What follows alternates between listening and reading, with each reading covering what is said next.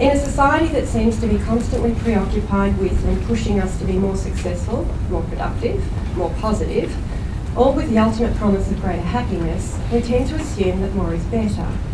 But is the endless pursuit of happiness worthwhile? Considering the theory and research of the science of happiness or subjective well-being, Dr. Weinberg uses psychoeducation to challenge the way we think by improving our understanding of how we feel. For those of you who have questions for Melissa arising from her presentation, can I ask please that you hold your thoughts until the networking session at the end this evening. Melissa will be staying around and she'll take your questions then. Our university photographer Nish is with us this evening. If any of you don't want to have your images appear in any of our alumni publications, please let either Nish or myself or Dorianne know, and we'll make sure that nothing gets published that you're not happy to have published. It's now my absolute pleasure to introduce Dr. Melissa Weinberg. Melissa is the Principal Research Fellow of the Australian Unity Wellbeing Index, a project that has tracked the subjective wellbeing of Australians since 2001. Melissa completed her PhD in psychology at Deakin University in 2011. She is also a provisional psychologist. Dr. Weinberg believes in the power of psychoeducation to engender understanding, empower others, and effect change. Melissa aims to use her insights from scientific research to translate complex issues and ideas into more simple, helpful, and practical applied strategies that facilitate well-being, self-awareness, and social change. Dr. Weinberg has appeared on various television and radio programs where she has discussed the science of happiness.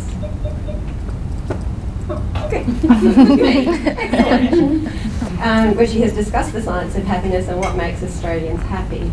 Melissa has authored a number of scientific articles and book chapters on the topic. She has presented at numerous academic and corporate conferences in Australia and internationally on this subject. Can I ask you, ladies and gentlemen, to join me in welcoming Ms. Weinberg.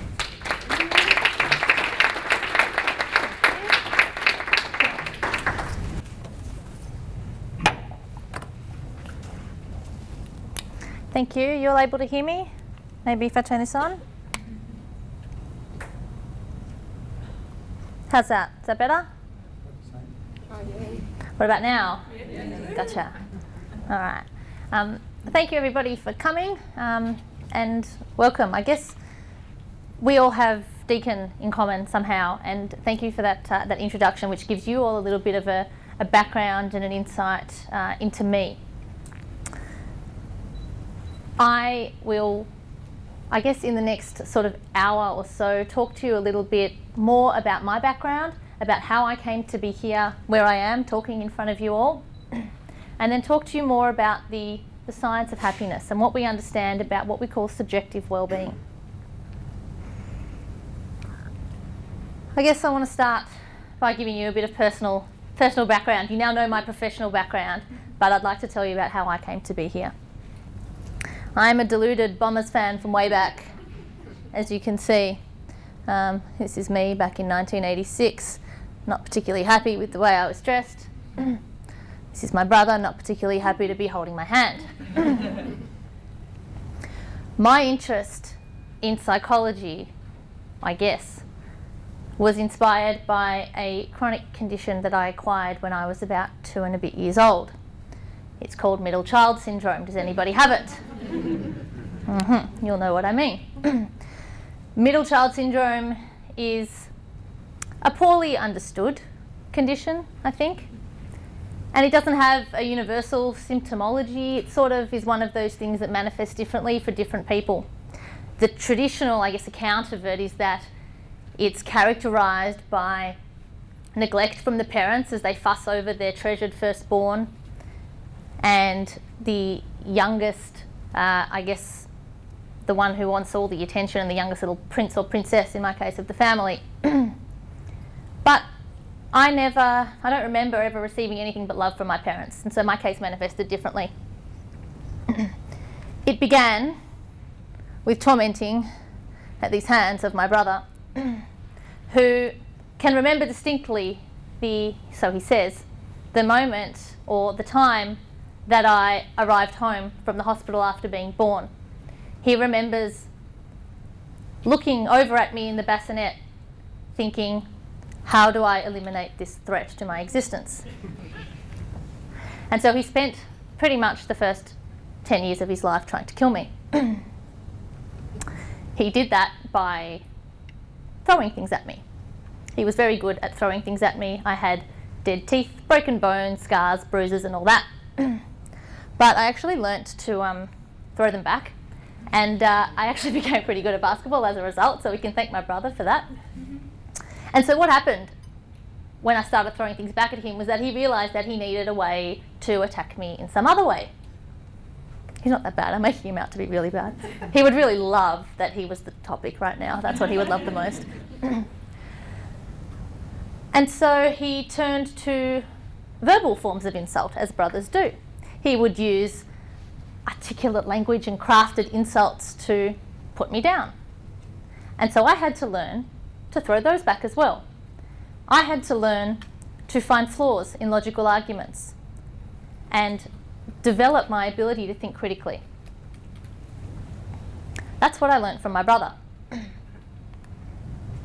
Here's me dressed as a cute little fairy, and that's my little sister. She looks happy there. From my sister, a self-interested and non-compromising child who used to pull the heads off my Barbie dolls and line them all up in a row, which seems a little bit psychotic now that I think of it. I learnt the art of rationality. I learnt how to talk to somebody who was clearly not in control of their emotions. And so it is really no surprise to me that two of the characteristics or two of the traits that I use most commonly in my daily work as a research fellow at Deakin University are critical thinking and rationality. They come in handy as a psychologist. Here's my family. My parents are probably still wearing these jumpers today. This is my siblings and I. It's still sort of awkward for my brother and I to be touching each other in some way like that. We still don't like holding hands.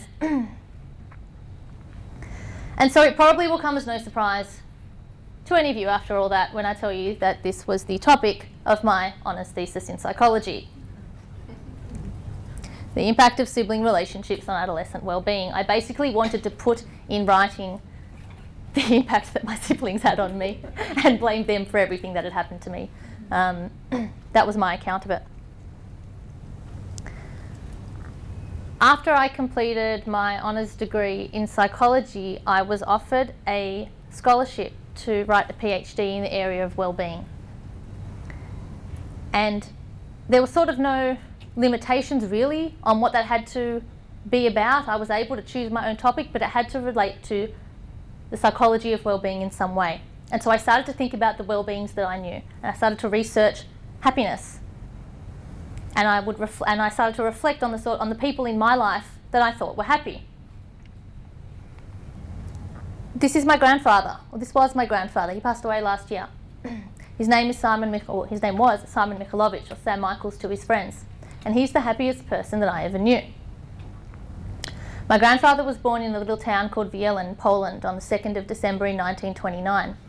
And when he was 11 years old, he was taken away from his mother and transported to a number of concentration camps, including Auschwitz, Treblinka, Lechomel, and finally he went to Buchenwald, which was a labour camp where he was liberated on the 11th of April in 1945. I started to look at the research into the psychology of Holocaust survivors because I couldn't understand how this man could have such a smile on his face. And what I was finding was that all of the literature was based on pathology, depression, anxiety, post-traumatic stress disorder in this population. And I thought that can't be true, or that can't be all of the story. Those papers and that literature did not represent the man that I knew.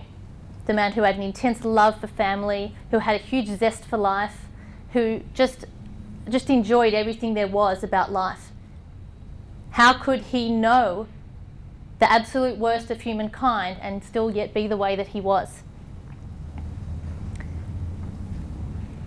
It was from him that I learnt really everything that I know about subjective well-being and about happiness. And when I was completing my honours degree, my grandfather starred in a movie, among many other things that he did. He was in a documentary that followed him and some of the other boys that he was liberated with. They were a very different group of boys to other Holocaust survivors because they were amongst the youngest who actually survived, because those younger, or the only reason they survived pretty much was that they were deemed old enough and fit to work, and so they were able to work to survive. So a documentary was made about them, and in that, the cameraman walked into my grandparents' house and they noticed all the pictures on the walls, and these are pictures on the walls that I just assumed were pretty normal. That's what grandparents do, right? They just have their walls covered in pictures of their grandchildren. I didn't realise that it was anything sort of out of the ordinary. And if this works, and I can play this video, I'll play you the snippet of the part that it was really the inspiration behind my PhD. Knew that was going to happen. I don't think that's going to work. But what I can do is I can tell you what he said. As the cameraman walks him through and talks to him about these pictures that are all over his walls and all over his mantelpiece, he says, as I don't have any pictures of my family, of where I came from, I like to have as many pictures around me of the family that I created. After all that I've achieved, after all that I've been through, look around, this is my family. He said, this is the life that was worth fighting and surviving for. And I'd never heard him talk about what I meant to him in that way. And it really struck a chord with me, and it made me want to return something or give something of myself to express what he meant to me as well. And so I wrote my PhD, I went about it, and it was called Subjective Wellbeing in Australian Families of Holocaust Survivors. I have literally spent years studying the way that my family works and where I have come from. And the reason that I tell you this is because a lot of times when I get up in front of people and I tell them that I am a happiness researcher or I research well-being, people think that I sit in an office decorated with rainbows and butterflies. And anybody who's seen my office, you have, it's nothing like that. But everything that I know about subjective well-being and about resilience comes from studying trauma. You can't sort of do one without the other. So I just ask you to keep sort of that in mind as I go through the rest of my presentation. I want to start by asking you this question.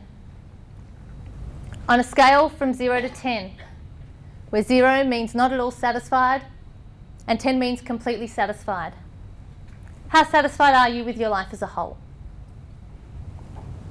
Don't want you to think about it for too long, but most of you probably came up with your answer pretty quickly. And just hold on to that for a moment while we talk about what makes us happy. This is a very interesting question and one that plagues a lot of people. Any ideas? What makes us happy? What makes you happy? Sense of fulfillment, achievements. Sense of achievement? Yeah, what did you say over there? Making things. Making things. Like hobbies? Anything from poems to paintings. Okay, so creating in some way. Yep. Family? If you got a good one. What's that? Making other people happy. Making other people happy. Nice. Beautiful environment. Environments, yeah. Open spaces sometimes, yep. Having a project. Having a project, right. Similar to sort of making things. Yeah. Having a purpose. Having a purpose, nice. Similar to a sense of achievement. Different things make different people happy, right? Not all of the things that you have heard ring true to you. I'm not sure that making things would make me happy because I'm not very good at making things. And so it would more lead to me to a sense of failure, probably. But if you're good at making things and if you're challenged by that, that's going to make you happy. This is probably more true for me. The idea of sitting back, relaxing on a beach, I think that I'm going to be happy if I do that. Money tends to make us happy to an extent. We'll talk about that in a little bit. Sometimes it's nothing more than a simple cup of coffee. For others, it's a nice car. For others still, it's a nice bag. And for most, it's just sometimes just comfort of somebody close to you. Family as well.